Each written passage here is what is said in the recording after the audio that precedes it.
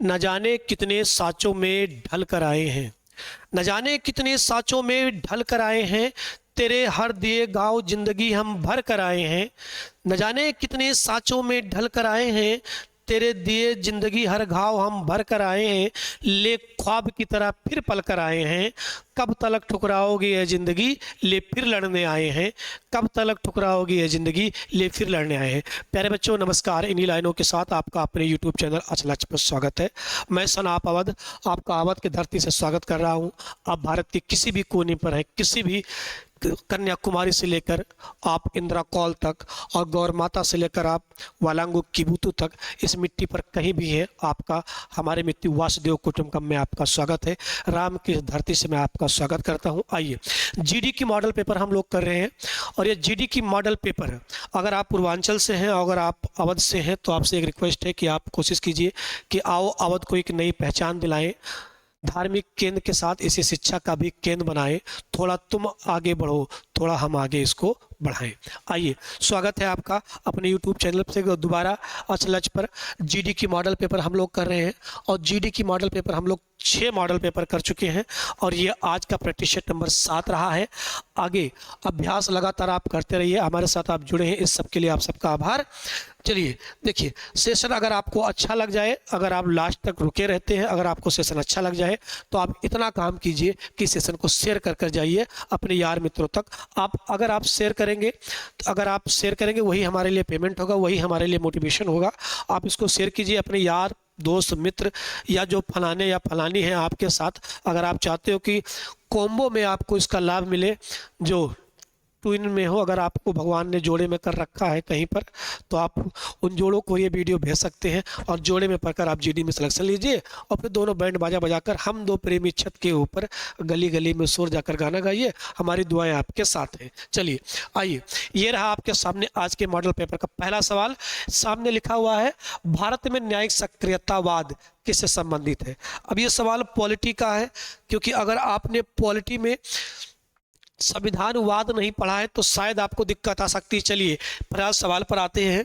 कह रहा भारत में न्यायिक सक्रियता क्या है, ये आपको बताना है कि न्यायिक सक्रियता क्या होती है। कह रहा भारत में न्यायिक सक्रियतावाद डॉट डॉट संबंधित है प्रतिबद्ध न्यायपालिका से। ध्यान देना बेटा, भारत की न्यायपालिका प्रतिबद्ध न्यायपालिका नहीं है। प्रतिबद्ध न्यायपालिका का सीधा मतलब ये है कि निश्चित समय में आपसे कहा जाता है कि इतने समय में आपको न्याय दे दिया जाएगा। हमारे यहाँ कहा जाता है न्यायपालिका लचीली है। यहाँ आपको प्रतिबद्ध न्यायपालिका नहीं मिलेगी। भारत में न्यायपालिका प्रतिबद्ध नहीं है। हमारी न्यायपालिका कहती है 1000 अपराधी छूट जाएं ठीक है, पर किसी एक बेगुनाह को दोष, किसी एक बेगुनाह को दंड ना मिले, ये हमारी न्यायपालिका की व्यवस्था है। तो भारतीय न्यायपालिका प्रतिबद्ध नहीं है। न्यायिक समीक्षा न्यायिक समीक्षा और न्यायिक स्वतंत्रता। न्यायिक समीक्षा इसे आप कहते हैं जुडिशियल रिव्यू। विधायिका द्वारा बनाया गया किसी विधि की जांच करने की शक्ति हमारे न्यायपालिका के पास है। और जो ये न्यायिक समीक्षा, न्यायिक पूर्ण अवलोकन की शक्ति है, ये हम लोगों ने भारत में किस संविधान से लिया है? ये लिया हुआ है किससे? यूएसए से। क्या काम कहता है? न्यायिक समीक्षा के लिए कई सारे अनुच्छेद हैं, जैसे अनुच्छेद 13, जैसे अनुच्छेद 226, जैसे अनुच्छेद 32। ये सब जुडिशियल रिव्यू के अनुच्छेद है, जुडिशियल रिव्यू के अनुच्छेद है। न्यायिक पूर्णावलोकन में क्या होता है? कहते हैं कि न्यायपालिका विधायिका द्वारा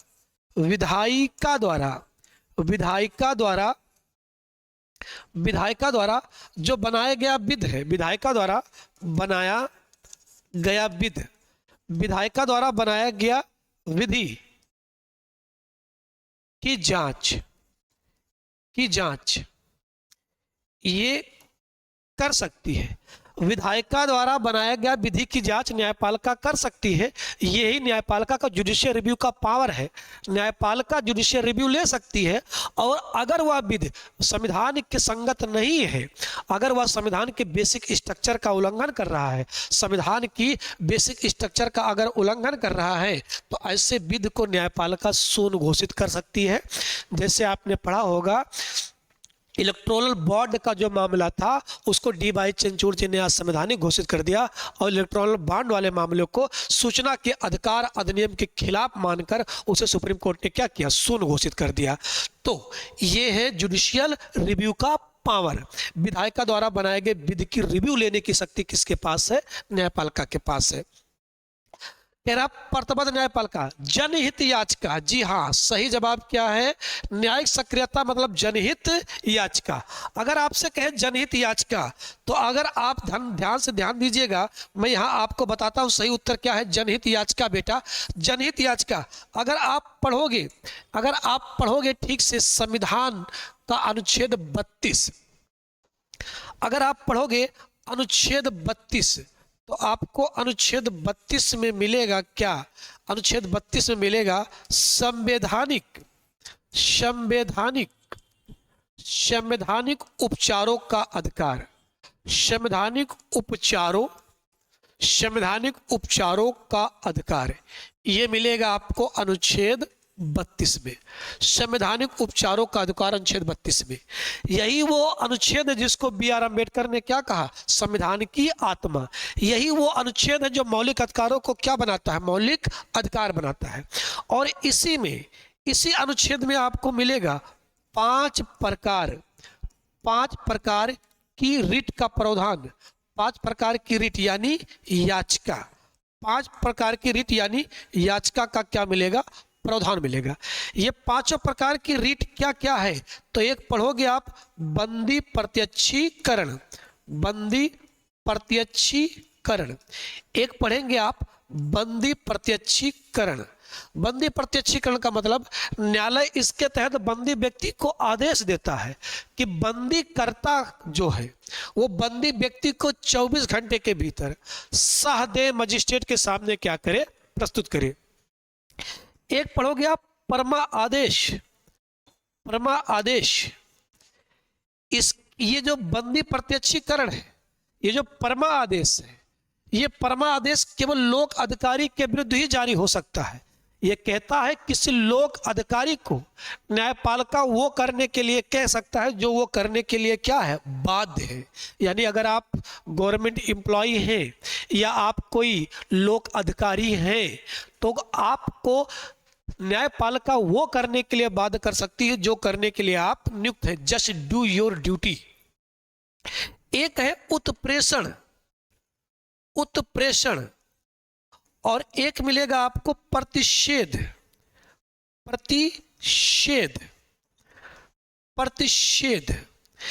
जब न्यायपालिका ये दोनों जो रीट हैं ये किसी न्यायिक अथवा अर्ध न्यायिक संस्था के विरुद्ध जारी किए जाते हैं। उत्प्रेषण और प्रतिषेध, एक का काम है चल रही कार्रवाई को रोकना और दूसरे का काम है चल रही कार्रवाई को रोककर जब सुप्रीम कोर्ट अपने पास बुला लेता है तो ऐसे को प्रतिषेध कहा जाता है। और एक आपको मिलेगा क्या, अधिकार परीक्षा,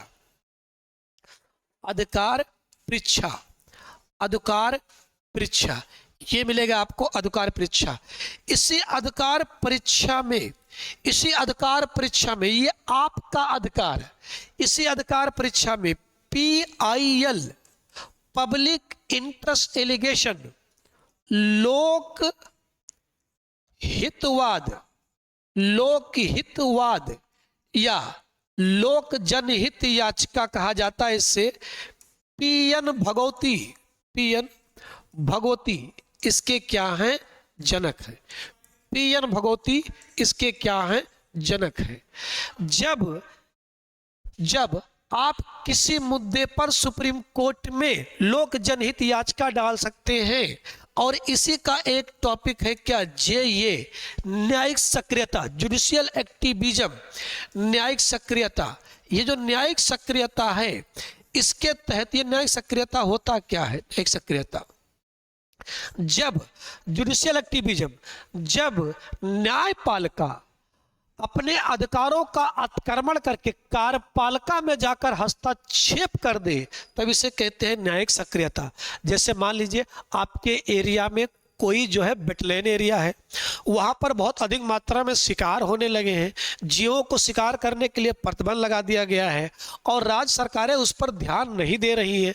तो ऐसे मामले में सुप्रीम कोर्ट स्वयं संज्ञान लेता है और स्वयं संज्ञान लेकर कार्यपालिका में जाकर हस्तक्षेप कर देता है। जैसे राजस्थान में खूब अवैध खनन हो रहा था और दिल्ली के गुड़गांव वाले एरिया में अरावली का खूब अवैध खनन हो रहा था, तो सुप्रीम कोर्ट ने कहा कि कौन है हनुमान जो अरावली ले उड़ा, जो अरावली ले उड़ा। यानी अब खनन राज्य सरकार का मामला था, लेकिन जाकर सुप्रीम कोर्ट ने क्या किया, कार्यपालिका में क्या कर दिया, हस्तक्षेप कर दिया। इसे कहते हैं न्यायिक सक्रियता। तो सही जवाब क्या है, जनहित याचिका मित्र। चलिए अगले सवाल पर आते हैं। हाल ही में फूटा ज्वालामुखी क्लाइसोचुस्काया सोप्का किस देश में स्थित है? ये ज्वालामुखी आपको बताना है कि ये ज्वालामुखी किस देश में स्थित है। हाल ही में इसमें उद्गार हुआ है और इसीलिए पेपर में डाला भी गया है कि ये किस देश में स्थित है। तो ये किस देश में स्थित है, चीन, जापान, रूस या तजाकिस्तान। याद रखना ये स्थित कहाँ पर है, रूस में। अगर आपसे पूछे कि ये किस द्वीप पर स्थित है, तो ये स्थित है कमटा। ध्यान सुनिएगा, ये किस द्वीप पर स्थित है, कमचटका, कामचटका द्वीप, कामचटका प्रायद्वीप, कामचटका प्रायद्वीप पर यह ज्वालामुखी क्या है, स्थित है। दुनिया की सबसे सक्रिय ज्वालामुखियों में से एक है ये, जो रूस में स्थित है। इसके अलावा आपको अगर ये पूछे सवाल आपसे कि विश्व की सबसे ऊंची सक्रिय ज्वालामुखी कौन सी है, अगर आपसे कहा जाए विश्व की सबसे ऊंची सक्रिय ज्वालामुखी कौन सी है, तो क्योंकि ज्वालामुखी से सवाल आया है तो याद रखना विश्व की सबसे ऊंची सक्रिय ज्वालामुखी, विश्व की सबसे ऊंची सक्रिय ज्वालामुखी अगर आपसे पूछ ले, विश्व की सबसे ऊंची सक्रिय ज्वालामुखी अगर ये सवाल आपसे पूछ ले, सक्रिय ज्वालामुखी, तो बेटा क्या बताने का, ध्यान सुनिएगा। चिली में, कहां पर, चिली में कौन से पर्वत में, एंडीज पर्वतमाला में। याद रखना एंडीज पर्वत में, चिली में एंडीज पर्वत में ओजोस डेल सलाडो,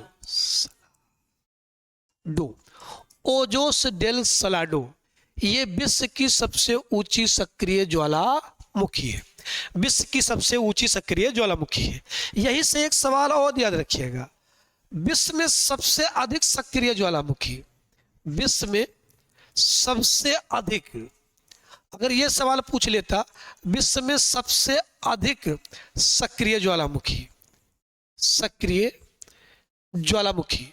अगर आपसे यह पूछ लेता सक्रिय ज्वालामुखी किस देश में है बेटा, तो आप बताते इंडोनेशिया। कहां पर, इंडोनेशिया। और अगर आपसे पूछे किस महासागर में, तो रिंग ऑफ फायर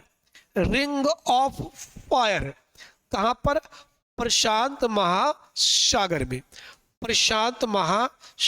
में, यहां सबसे अधिक सक्रिय क्या है, ज्वालामुखी है, ओजोस डेल सलाडो। यही एक ज्वालामुखी और खूब पूछा जाता है। सन 2014 के पहले जो विश्व की सबसे ऊंची सक्रिय ज्वालामुखी थी वो कोटोपैक्सी थी। याद करना कोटोपैक्सी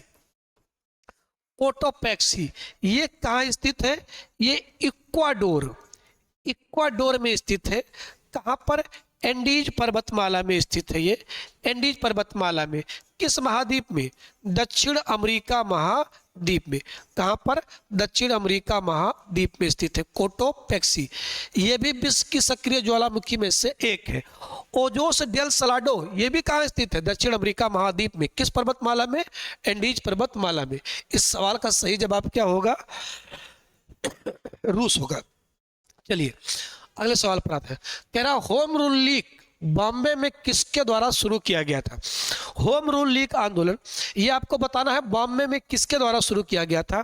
ध्यान दीजिएगा ये बेटा, अगर आपसे होम रूल लीग आंदोलन पूछा है, थोड़ा सा इस सवाल को मैं इधर करूंगा और आपको बहुत डिटेल में बताऊंगा इसके बारे में, आपको जानना भी बहुत जरूरी है। ध्यान सुनिएगा। उत्तर इसका कह रहा के.एम. गांधी, बीजी तिलक, रनाडे या केटी तेलंग। तो ये है बीजी तिलक, बाल गंगाधर तिलक। अब अगर बात करें होम रूल लीग आंदोलन के बारे में, होम रूल लीग आंदोलन, तो home rule league, home rule league की जो स्थापना हुआ है, स्थापना अगर ये पूछ ले आपसे बेटा तो बता देना ये हुआ है 1916 में। दो लोग इससे जुड़े हुए हैं, दोनों लोग को बता दे रहा हूं। एक है बेटा अप्रैल महीने में, सुनिएगा, अप्रैल महीने में, अप्रैल 1916 में बीजी तिलक, बीजी तिलक, जो बीजी तिलक जी हैं, इन्होंने क्या काम किया था? इन्होंने बेटा बेलगांव में, बेलगांव में, बेलगांव में स्थापना किया था किसकी? होम रूल लीग आंदोलन की, बेलगांव में। लेकिन शुरुआत किया था, सुनिएगा ध्यान से, शुरुआत किया था इन्होंने कहां से? पूरे महाराष्ट्र। कहां से? पूरे महाराष्ट्र। इन्होंने होम रूल लीग आंदोलन की क्या किया था? शुरुआत किया था पूरे महाराष्ट्र से, बेलगांव। स्थापना किया था होम रूल लीग आंदोलन की अप्रैल महीने में बेलगांव में, और शुरुआत किया था कहां से? महाराष्ट्र में, पुणे में। इन्होंने इसी समय दो पत्रिकाएं निकाली थी, याद रखना। एक पत्रिका निकाला था मराठा, ये जो मराठा था ये निकाला था बेटा अंग्रेजी में, मराठा निकाला था अंग्रेजी में, और एक निकाला था केसरी, केसरी। और ये जो केसरी निकाला था ये निकाला था मराठी भाषा में, केसरी निकाला था मराठी भाषा में। और इसी समय बाल गंगाधर तिलक ने कहा था कि स्वराज मेरा जन्मसिद्ध अधिकार है, मैं इसे क्या करूंगा? लेकर रहूंगा। एक तरफ ये हो गया। इसके बाद सितंबर महीने में, सितंबर 1916 में अड्यार, अड्यार मद्रास में एक व्यक्ति, एक औरत ने शुरू किया था, मैडम एनी बेसेंट ने शुरू किया था। किसने? एनी बेसेंट जी ने। किसने? एनी बेसेंट जी ने। इन्होंने मद्रास के अड्यार से शुरू किया था, और एनी बेसेंट जी ने इसके लिए दो पत्रिकाएं निकाली थी। एक निकाला था न्यू इंडिया, याद रखना, न्यू इंडिया, और एक पत्रिका निकाला था कॉमन बिल, कॉमन बिल। एक पत्रिका क्या निकाला था? Common bill. अगर आपसे कहे ये जो होम रूल लीग आंदोलन है किसके तर्ज पर था, तो आयरलैंड के तर्ज पर था। किसके तर्ज पर? आयरलैंड के तर्ज पर क्या था? ये था होम रूल लीग आंदोलन। अब इसके बारे में और बहुत सारी डिटेल वाली बातें हैं जो आपको कभी मॉडल इंडिया पढ़ाते हो। अभी आप अपने पेपर के लिए इतना याद रखिएगा कि इससे कौन संबंधित है, बीजी तिलक और श्रीमती एनी बेसेंट। यही श्रीमती एनी बेसेंट 1917 में जब कोलकाता में अधिवेशन होगा तो कोलकाता अधिवेशन की क्या करेंगी? अध्यक्षता करेंगी। और यही श्रीमती एनी बेसेंट जो है कांग्रेस की पहली महिला क्या बनेंगी? अध्यक्ष बनेंगी। ये था होम रूल लीग आंदोलन। आइए, निम्नलिखित शक्तियों में से कौन सा तुंगभद्रा दोआब में नहीं लड़ा था? निम्नलिखित शक्तियों में से कौन सा तुंगभद्रा दोआब के लिए नहीं लड़ा था? पल्लो और चालुक्य जी लड़े थे, खूब लड़े थे। तुंगभद्रा दोआब, तुंगभद्रा किसकी सहायक नदी है? कृष्णा की सहायक नदी है। और ये किसकी सहायक नदी? याद रखिएगा, कृष्णा की सहायक नदी है। कह रहा कृष्णा दोआब, तुंगभद्रा दोआब, दो का मतलब दो, आब का मतलब पानी है, तो ये कृष्णा दोआब में मिलेगा आपको। चालुक्य ने लड़ा था, चोल और कल्याण के बाद चालुक्यों ने लड़ा था। गोलकुंडा और अहमदनगर, विजयनगर और बहमनी, विजयनगर और बहमनी, तो इसमें नहीं लड़ा था गोलकुंडा और अहमदनगर वालों ने।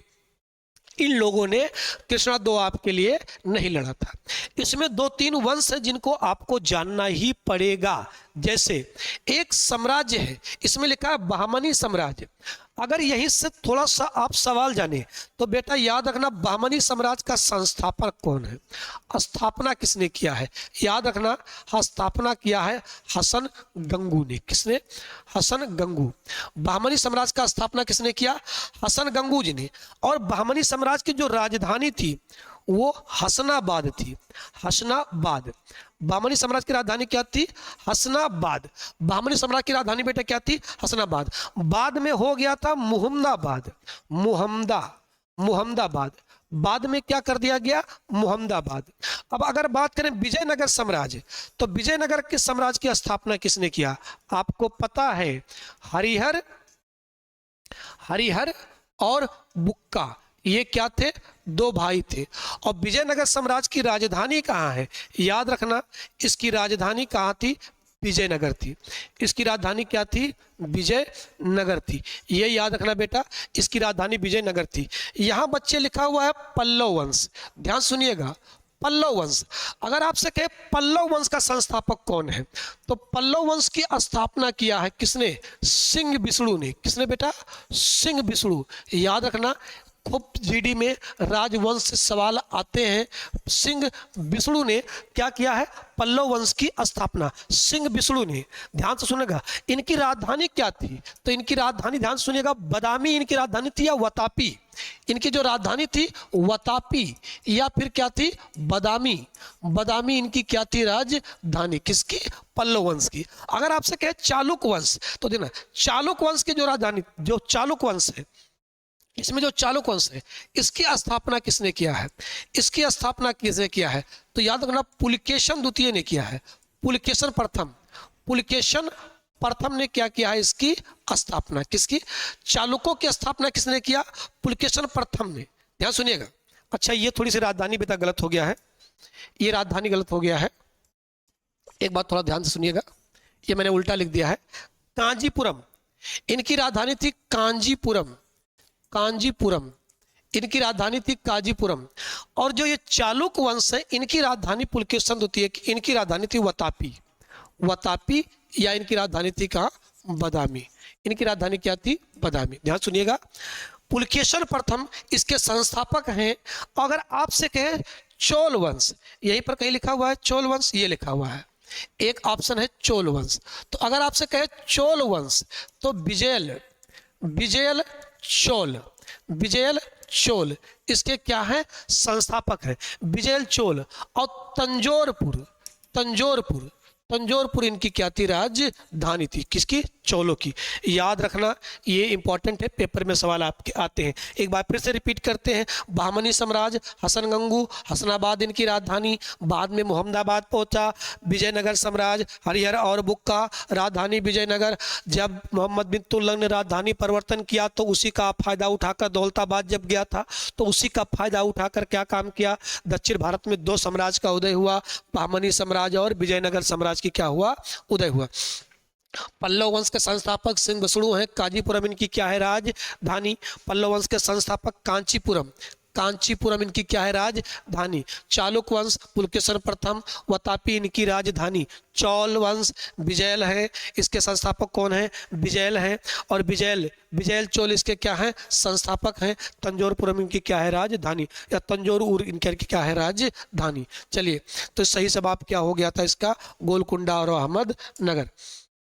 चलिए, भारतीय राष्ट्रीय कांग्रेस के किस सत्र में पहली बार तिरंगा ध्वज लहराया गया था? इंपॉर्टेंट सवाल है, कई बार पेपर में आता है, इंपॉर्टेंट सवाल है, ध्यान दीजिए। केरा भारतीय राष्ट्रीय, ध्यान देना मित्र, एकदम से कॉपी पेन उठाकर देखिए कौन सा अधिवेशन है? कोलकाता सत्र 1920, नागपुर कांग्रेस का वार्षिक सत्र 1920, लाहौर अधिवेशन 1929, हरिपुरा सम्मेलन 1939। यहाँ थोड़ा सा गलती है, ये जो हरिपुरा सम्मेलन है, अब आपको उत्तर बताना है। लाहौर अधिवेशन इंपॉर्टेंट सवाल है, अगर इससे पहले वाला आपने प्रैक्टिस सेट किया हो तो वहाँ मैंने व्याख्या किया था। आइए, तो ये कब हुआ है? लाहौर अधिवेशन। लाहौर अधिवेशन 1929 में हुआ है। इसका अध्यक्ष कौन था? तो इसके अध्यक्ष थे पंडित जवाहरलाल नेहरू। पंडित जवाहरलाल नेहरू। इसी अधिवेशन में क्या काम किया गया था? इसी अधिवेशन में पूर्ण स्वराज्य, क्या काम किया गया था? पूर्ण स्वराज्य को क्या किया गया? अपनाया गया। इसी अधिवेशन में पूर्ण स्वराज को क्या किया गया? अपनाया गया। इसी अधिवेशन में एक काम और किया गया, क्या? 26 जनवरी 1930 को रावी नदी, कहाँ पर? रावी नदी के तट पर, रावी नदी के तट पर पहली बार क्या फहराया गया? तिरंगा। पहली बार क्या फहराया गया? तिरंगा। 26 जनवरी 1930 को रावी नदी के तट पर क्या फहराया गया? तिरंगा। कोलकाता शस्त्र, इस अधिवेशन की अध्यक्षता किसने किया 1920 वाले की? तो लाला लाजपत राय। लाला लाजपत राय। और इस अधिवेशन में क्या काम किया गया था? असहयोग। इस अधिवेशन में क्या काम किया गया था? असहयोग आंदोलन। असहयोग आंदोलन, असहयोग आंदोलन के प्रस्ताव, असहयोग आंदोलन के प्रस्ताव को पेश किया गया था। इसी अधिवेशन में असहयोग आंदोलन के प्रस्ताव को क्या किया गया था? पेश किया गया था। ये जो नागपुर का था, ये क्या था? ये विशेष सत्र था। ये कांग्रेस का विशेष सत्र था। और इस विशेष सत्र की अध्यक्षता क्या था? विजय राघवाचार्य ने। और यहीं पर असहयोग आंदोलन के प्रस्ताव को क्या कर दिया गया था? पारित कर दिया गया था। यहीं पर असहयोग आंदोलन के प्रस्ताव को क्या कर दिया गया था? पारित कर दिया गया था। ये जो हरिपुरा कांग्रेस अधिवेशन है, ये हुआ था 1938 में। हरिपुरा का जो कांग्रेस अधिवेशन है, याद रखना, ये हुआ था 1938 में। अध्यक्षता किसने किया था? सुभाष चंद्र बोस ने। किसने? सुभाष चंद्र बोस ने इसकी क्या किया था?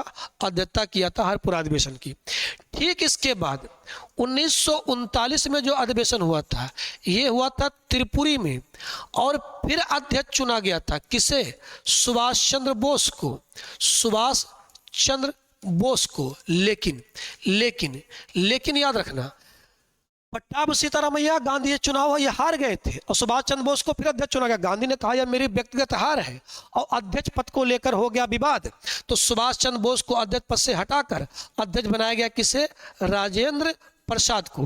किसे बनाया गया? राजेंद्र प्रसाद को। और इसी त्रिपुरा संकट कहा जाता है कांग्रेस का यही। तो सुभाष चंद्र बोस नाराज हो गए और स्थापना किया किसकी? फॉरवर्ड ब्लॉक की। किसकी स्थापना किया? फॉरवर्ड ब्लॉक की। इसी त्रिपुरी अधिवेशन में सुभाष चंद्र बोस ने क्या किया? फॉरवर्ड ब्लॉक की स्थापना किया। चलिए, तो इसका सही जवाब क्या हो गया? लाहौर अधिवेशन। आगे, दुनिया में तांबे का अग्रणी उत्पादक देश कौन सा है? दुनिया में तांबे का सबसे अग्रणी उत्पादक देश कौन सा है? ये सवाल है। आपको बताना है कि दुनिया में सबसे अधिक तांबे का उत्पादक सबसे बड़ा राज्य कौन सा है। ध्यान दीजिएगा, मैं आपको एक मैप बना के दिखा रहा हूं, उत्तर आप अपना टिक कर लीजिएगा। मैं आपको एक मैप बना के दिखा रहा हूं। ये एक मैप है दक्षिण अमेरिका महाद्वीप का। इस दक्षिण अमेरिका महाद्वीप में आप देखोगे तो यहां से यहां तक एक पर्वत फैला है, दुनिया की सबसे लंबी पर्वतमाला, जिसका नाम क्या है? एंडीज पर्वतमाला। 7200 किलोमीटर लंबा विश्व की सबसे लंबी पर्वतमाला है। ये वाला देश चिली है और इधर मिलेगा आपको अर्जेंटीना। इसी चिली में आटाकामा मरुस्थल है। आटाकामा मरुस्थल। और इसी आटाकामा मरुस्थल में एक खान है चुक्की माटा। यही जो चुक्की माटा है, विश्व की, ध्यान देना बेटा, विश्व की सबसे बड़ी तांबे की क्या है? खान। विश्व की सबसे बड़ी तांबे की क्या है? ये खान है, चुक्की माटा। तो ये इसका सही जवाब, ये कहां पर है? चिली में। कहां पर है ये? चिली में। तो सबसे बड़ी तांबे की खान कहां मिलेगी आपको? चिली में। किस पर्वतमाला में? एंडीज पर्वत में। किस पर्वत में? एंडीज पर्वत में। किस देश में? चिली में। सबसे बड़ी खान का नाम क्या है? चुक्की माटा। किस मरुस्थल में? आटाकामा मरुस्थल में। सही जवाब क्या होगा? चिली होगा। चलिए आगे बढ़ते हैं। सवाल, निम्नलिखित में से कौन सा शहर जापान का मैनचेस्टर कहा जाता है? निम्नलिखित में से कौन सा शहर जापान का मैनचेस्टर कहा जाता है? तो जापान का मैनचेस्टर कहा जाता है ओसाका को। क्यों? ये कपड़ा केंद्र है। ये कपड़ा केंद्र के है। हर देश कपड़ा केंद्र, जो कपड़े के उत्पादन के लिए प्रसिद्ध होता है, उन्हें मैनचेस्टर कहते हैं। अगर आपसे ये कहा जाए भारत का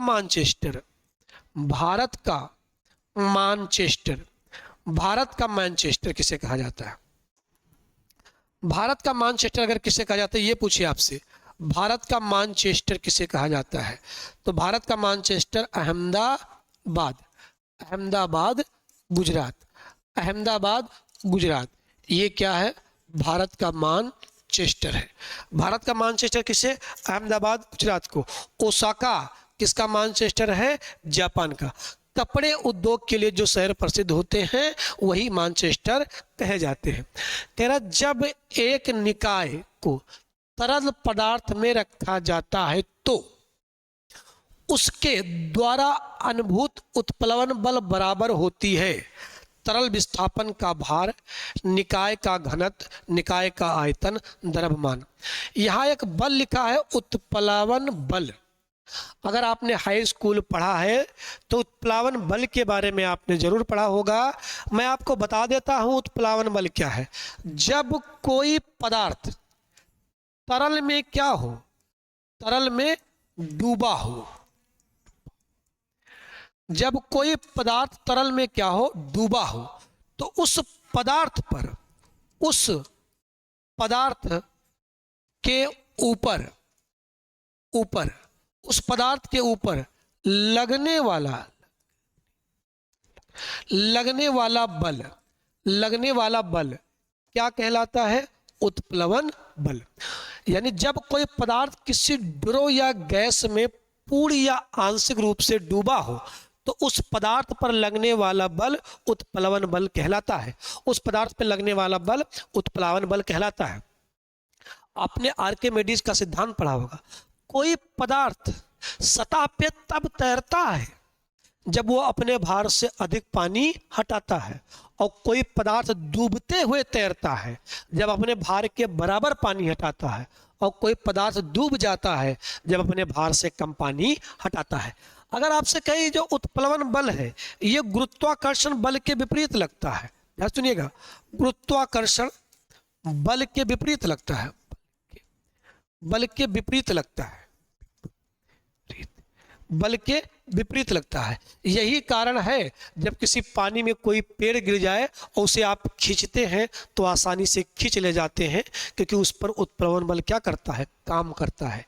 जब कोई पेड़ या कोई सामान जल में गिर जाए, आप उसे खींचिए, आसानी से खींच ले जाएंगे बहुत बड़े बड़े पेड़ को, क्योंकि वो गुरुत्वाकर्षण बल के क्या लगता है? विपरीत लगता है। कौन? उत्प्लावन बल गुरुत्वाकर्षण बल के क्या लगता है? वो विपरीत लगता है। ये जरूर याद रखिएगा, ठीक है। तो सही जवाब क्या होगा? तरल विस्थापन भार का, तरल विस्थापन का भार, तरल विस्थापन का भार, इसका सही जवाब है तरल विस्थापन का भार। आगे, जब एक लूप को चुंबकीय क्षेत्र में ले जाया जाता है तो उसका चालक लूप में प्रेरित कुल आवेश पर निर्भर करता है, कुल आवेश पर निर्भर करता है। जब एक लूप को चुंबकीय क्षेत्र में ले जाया जाता है तो उसका चालक लूप में प्रेरित कुल आवेश पर निर्भर करता है। तो चुंबकीय क्षेत्र की प्रवाह परिवर्तन, जिधर चुंबकीय क्षेत्र की प्रवाह परिवर्तन की दर होगी, लूप उधर ही आवेश पर निर्भर करेगा। सही जवाब ऑप्शन नंबर 1 इसका सही जवाब है। आगे सवाल कह रहा, चांदी के बर्तन के गठन के कारण एक समय अवधि के बाद काले हो जाते हैं। चांदी के बर्तन एक समय के बाद काले हो जाते हैं। चांदी पर ऐसा क्या चिपक जाता है जिसके कारण एक समय के बाद चांदी के बर्तन काले हो जाते हैं? ध्यान सुनिएगा, कह रहा है चांदी पर नाइट्रेट का परत, चांदी पर सल्फाइड का परत, चांदी पर क्लोराइड का परत, या चांदी पर ऑक्साइड का परत। ये आपको बताना है कि चांदी का कौन सा परत किस पर। तो चांदी पर क्लोराइड के परत जम जाने के कारण, चांदी पर क्लोराइड के परत जम जाने के कारण वो क्या हो जाता है? काला हो जाता है। रक्त कणिकाएं क्या है जो रोगों के खिलाफ प्रतिरोध का बढ़ाने में सहायता करती हैं? तो ये है, क्या कह रहा है? ल्यूकोसाइट, मोनोसाइट, न्यूट्रोफिल या फिर लिपोसाइट।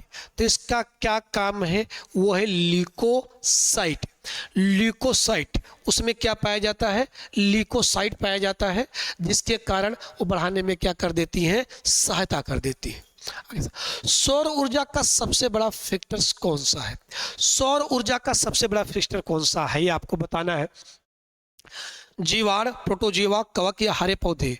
तो सौर ऊर्जा अगर आती है 100%, तो पौधे लेते हैं उसका कितना परसेंट? 10%। लैंडमार्क का 10% का नियम है। हरे पेड़ पौधे क्या होते हैं? उत्पादक। अब उत्पादक से जब ये उपभोक्ता में जाएगा, किस में जाएगा? उपभोक्ता में जाएगा, तो लैंडमार्क का क्या लगेगा? 10% का नियम।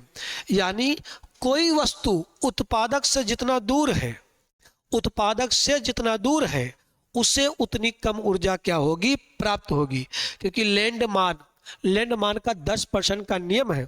वो कहता है ऊर्जा से जितनी ऊर्जा आती है उसका 10% वो ऊर्जा आप करेंगे हरे पेड़ पौधे, उसको जो खाएगा वो 10%, फिर उनको जो खाएगा वो 10%। सही जवाब है हरे पेड़ पौधे, ये होते हैं उत्पादक। कह रहा विटामिन बी की कमी से कौन सा रोग होता है? विटामिन बी की कमी से कौन सा रोग होता है? बेरीबेरी। विटामिन बी की कमी से कौन सा रोग होता है? बेरीबेरी। अगर अब आप ध्यान से सुनिएगा, विटामिन बी की कमी से कौन सा रोग होगा? बेरीबेरी। और विटामिन सी की कमी से क्या होगा? स्कर्वी। तो बी की कमी से क्या होगा? बेरीबेरी, और सी की कमी से क्या होगा? स्कर्वी। इसने पूछा क्या विटामिन बी की कमी से कौन सा रोग होता है? बेरीबेरी रोग होता है। किसी भी शेयर बाजार में सूचीबद्ध नहीं होने वाली इक्विटी को किस रूप में जाना जाता है? इक्विटी को किस रूप में जाना जाता है, ये आपको बताना है। किसी भी शेयर बाजार में इक्विटी को किस रूप में जाना जाता है? शेयर इक्विटी, सार्वजनिक इक्विटी, म्यूचुअल फंड या निजी इक्विटी? अगर आपका कोई भी इक्विटी, वो क्या हो जाएगा? निजी इक्विटी। यहां मैं आपको एक शब्द बताऊंगा कि इक्विटी का मतलब क्या होता है। किसी कंपनी या शेयर में खरीदा गया हिस्सा इक्विटी क्या होता है? किसी कंपनी या किसी कंपनी, ध्यान सुनिएगा, किसी कंपनी या फिर शेयर, किसी कंपनी या फिर शेयर में खरीदा गया हिस्सा। इकोनॉमी सिर्फ शब्दावलियों का क्या है? खेल है। उसी को क्या कहते हैं? इक्विटी। अब अगर आपने शेयर खरीदा है तो शेयर इक्विटी, आपने सार्वजनिक कंपनी में कोई खरीदा तो सार्वजनिक इक्विटी, और अगर आपका अपनी संपत्ति है पूरा हिस्सा तो वो क्या हो जाएगा? निजी इक्विटी। ठीक है, सही जवाब होगा निजी इक्विटी। कह रहा ब्याज दर जिस पर बैंक भारतीय बाजार में अन्य बैंकों से उधार ले सकते हैं, अन्य बैंकों से उधार ले सकते हैं। यही कहता वाणिज्य बैंक जब आरबीआई से दीर्घकालिक लोन लेते हैं, तो आप बताते हैं उसका उत्तर क्या हो जाएगा? जब वाणिज्य बैंक आरबीआई से दीर्घकालिक लोन लेते हैं तो वो बैंक दर हो जाता, और जब आरबीआई से वाणिज्य बैंक अल्पकालिक लोन लेते हैं तो वो क्या हो जाता? रेपो दर हो जाता। और जब आरबीआई वाणिज्य बैंकों से ऋण लेती तब वो क्या हो जाता? रिवर्स रेपो रेट हो जाता। लेकिन यहाँ ये नहीं कहा है, ये कहा कि जब एक बैंक दूसरे बैंक से लोन लेता है तब वो क्या हो जाता है? तब वो क्या हो जाता है? तब वो होता है MIBOR। मतलब MIBOR, इसका फुल फॉर्म क्या है? MIBOR, Bombay inter bank of rate. इसे कहा जाता है बम्बई, ध्यान सुनिएगा, Bombay inter bank of rate. इसका मतलब है inter bank of rate, bank of rate. जब एक बैंक दूसरे बैंक से लोन लेता है, ये बैंक दर क्या होता है? जब वाणिज्य बैंक आरबीआई से क्या लेते हैं? दीर्घकालिक ऋण। जब वाणिज्य बैंक आरबीआई से दीर्घकालिक लोन लेते हैं तब वो क्या होता है? बैंक दर होता है। बैंक दर जब आरबीआई से वाणिज्य बैंक, अब यहां क्या कहा था कि क्या ध्यान सुनेगा, बैंक बाजार में बैंक से धन उधार लेते हैं, यानी जब एक बैंक दूसरे बैंक से लोन लेता है तब ये होता है MIBOR, Bombay inter bank of rate, Bombay inter bank of rate. अगला सवाल, कंप्यूटर का इनपुट डिवाइस कौन सा नहीं है? कंप्यूटर का इनमें से कौन सा एक इनपुट डिवाइस नहीं है? आसान है, कीबोर्ड है भाई, एंटर करते हैं, माउस है, स्कैनर है, मॉनिटर भाई सब क्या है? ये डिस्प्ले करता है। मॉनिटर क्या है? डिस्प्ले है। दृश्य डिवाइस, मॉनिटर क्या है? डिस्प्ले है। तो ये मॉनिटर डिस्प्ले है, ये इनपुट डिवाइस नहीं है। तो सही जवाब, आसान सा सवाल था, आसानी से बता देते आप। फिर मध्य भारत में सतनामी आंदोलन की स्थापना किसके द्वारा किया गया था? मध्य भारत में सतनामी आंदोलन की स्थापना किसके द्वारा किया गया था, यह आपको बताना है। तो मध्य भारत में छत्तीसगढ़ एरिया में, छत्तीसगढ़ क्षेत्र में किसने किया था? ये किया था किसने? घासीदास जी ने। घासीदास क्या थे? एक चमार जाति के व्यक्ति थे, यानी एक दलित व्यक्ति थे, और इन्होंने चमड़े उद्योग में जो श्रमिक काम करते हैं, जो श्रमिक काम करते हैं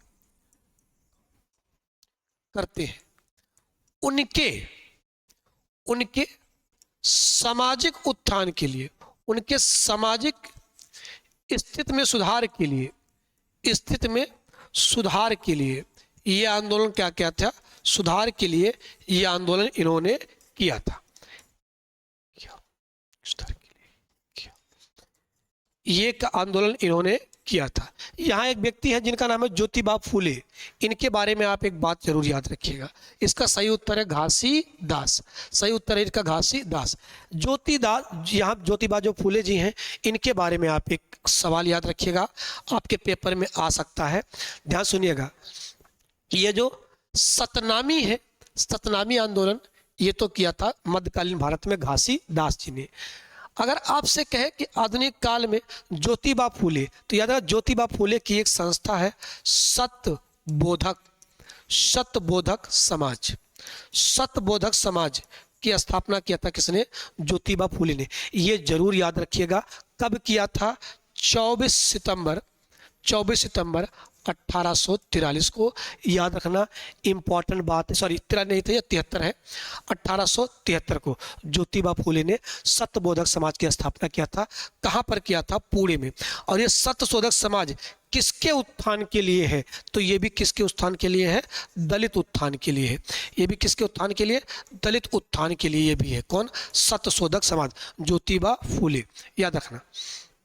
चलिए अगला सवाल, तेरा भारतीय संविधान के किस अनुच्छेद के तहत मिजोरम की धार्मिक या सामाजिक प्रथाओं के संदर्भ में संसद का कोई भी अधिनियम मिजोरम राज्य में लागू नहीं हो सकता है? अब बच्चे इंपॉर्टेंट सवाल है, बहुत ज़्यादा डेप्थ जाके सवाल पूछ लिया है ये। कह रहा भारतीय संविधान के किस अनुच्छेद के तहत मिजोरम की धार्मिक या सामाजिक प्रथाओं के संदर्भ में संसद का कोई भी अधिनियम मिजोरम राज्य में लागू नहीं होगा? तो कह रहा है अनुच्छेद 371 अनुच्छेद 371 अनुच्छेद 371 अनुच्छेद 371 तो अगर बच्चे आपसे बात करें अनुच्छेद 371, तो ये है विशेष प्रावधान। और ये जो विशेष प्रावधान है अनुच्छेद 371 में दिया गया, किसके संरक्षण के लिए? जनजाति के संस्कृति और उनके प्रथा को क्या किया गया है? संरक्षित किया गया है। इसके तहत ये जो अनुच्छेद है 371 ए से लेकर 371 जी तक है। 371 ए से लेकर 371 जी तक है। जी में प्रावधान किया गया है किसमें? मिजोरम के लिए। अनुच्छेद जी में प्रावधान किया गया है मिजोरम में। अब मैं अगर आपसे बात करूं कि अनुच्छेद 371 जी में तो ये प्रावधान किया गया है, तो अगर आपसे कहे 371 में क्या प्रावधान है, तो 371 में ध्यान से सुनिएगा। 371 में बच्चे इसमें है गुजरात, सुनिएगा ठीक से। 371 में गुजरात और मध्य प्रदेश है, इसमें है गुजरात और मध्य प्रदेश 371 में। इसके अलावा 371 ए में 371 ए में है नागालैंड, 371 ए में मिलेगा आपको नागालैंड। 371 बी में कौन से राज्य को प्रोटेक्ट किया गया है? तो इसमें असम, इसमें क्या है? असम है, इसमें क्या है? असम है। अब अगर आपसे 371 बी हो गया तो सी में, तो इसमें फिर मणिपुर है। ध्यान सुनिएगा, मिजोरम तो जी में था, तो इसमें क्या है? मणिपुर है। इसमें क्या है? फिर मणिपुर है। तो जी के बाद 371 क्या आ जाएगा? डी आ जाएगा। तो 371 के डी में क्या है? डी में है आंध्र प्रदेश और तेलंगाना, इसमें है आंध्र प्रदेश और तेलंगाना। और 371 ई में क्या है? इसमें भी वही दो राज्य है, आंध्र प्रदेश और तेलंगाना, आंध्र प्रदेश और तेलंगाना। अब अगर बात करें आपसे 371 यफ में क्या है? यफ में, तो यफ में क्या है? सिक्किम। क्या है? सिक्किम। 371 के यफ में क्या है? सिक्किम। अब यफ के बाद आएगा क्या? यच। तो 371 का यफ जी, तो 371 के जी में क्या है? तो ये तो आप पढ़ ही लिए हैं, क्या है? मिजोरम। 371 के जी में क्या है? मिजोरम। 371 के जी, अब यच आ जाएगा, तो यच में क्या मिलेगा आपको? अरुणाचल प्रदेश। यच में क्या मिलेगा आपको? अरुणाचल प्रदेश। अब आ जाए 371 जी यच, तो यच के बाद क्या आएगा? आई। तो अब आई में क्या है? तो आई में मिलेगा आपको गोवा। आई में क्या मिलेगा आपको? गोवा। और 371 जे, इसमें क्या मिलेगा आपको? कर्नाटक। क्या मिलेगा? कर्नाटक। ये वो राज्य हैं जिन राज्यों को विकल्प दिया गया है। ये राज्यों के जनजातीय क्षेत्रों में संसद द्वारा बनाए गए कोई कानून लागू नहीं होंगे। किससे? कौन से कानून लागू नहीं होंगे? यहाँ ध्यान से देखिएगा, कौन से कानून लागू नहीं होंगे? तो कह रहा धार्मिक एवं सामाजिक प्रथाओं के कानून लागू नहीं होंगे। ध्यान सुनिएगा, किन क्षेत्रों में? जनजाति प्रभावित क्षेत्रों में। ये पूरी बात बता दिया आपको। कह रहा बेले मेला जलाशय भारत के किस राज्य में स्थित है, ये आपको बताना है। तो बेले मेला जो जलाशय है, जो बेले मेला जलाशय है, ये भारत के किस राज्य में है? ये किस राज्य में है? तो ये किस राज्य में है? उड़ीसा में है। ध्यान सुनिएगा, उड़ीसा में है। ये किसकी सहायक नदी पर है? ध्यान सुनिएगा, बेले मेला जो किस नदी पर अगर आपसे पूछे तो सेलूरू की नदी पर, सेलूरू नदी पर है। किस पर? सेलूरू नदी पर। और सेलूरू किसकी सहायक नदी है? गोदावरी की। किसकी? गोदावरी की क्या है? ये सहायक नदी है। और जो बेले मेला जलाशय है कहाँ स्थित है? उड़ीसा में। अच्छा, निम्नलिखित में से कौन सा एक संघाई सहयोग संगठन का सदस्य नहीं है? यूएसए, भारत, रूस और पाकिस्तान। आपको बताना है निम्नलिखित में से कौन यूएसए इसका एक सदस्य नहीं है। यूएसए, भारत, पाकिस्तान और रूस, तो इसका सदस्य कौन है? यूएसए नहीं है। अगर आपसे पूछे कि इसकी स्थापना कब हुआ है, तो सन 2001 में हुआ है। अगर इसका मुख्यालय पूछ ले, हेडक्वार्टर कहाँ पर है, तो ये बीजिंग में है। कहाँ पर है? बीजिंग, चीन में है। कहाँ पर? बीजिंग, चीन में है। अभी कितने देश सदस्य हैं? 10 देश इसके अभी क्या हैं? सदस्य हैं। और 2 देश इसके क्या हैं? पर्यवेक्षक। 2 देश क्या हैं? पर्यवेक्षक सदस्य। 2 देश इसके अभी क्या हैं? पर्यवेक्षक सदस्य। किसके? एससीओ के। SCO, Shanghai corporation organisation. Shanghai corporation organisation, ये है क्या? एससीओ। तो ये रहा आज का आपका 20 सवाल जो पूरे हुए, जो क्या हो गए? पूरे हो गए। ये आज के 20 सवाल थे जो अभी आपके क्या हो गए? पूरे हो गए। तब तक अपना और अपनों का खूब ख्याल रखिएगा, हमारे साथ जुड़े रहिएगा। अगर आपको इनमें कोई शिकायत हो या कोई डिमांड करना चाहते हैं, नीचे कमेंट बॉक्स ओपन है, आप भर भर कर कमेंट कीजिएगा। तब तक अपना और अपनों का खूब ख्याल रखिएगा। जय हिंद, जय भारत।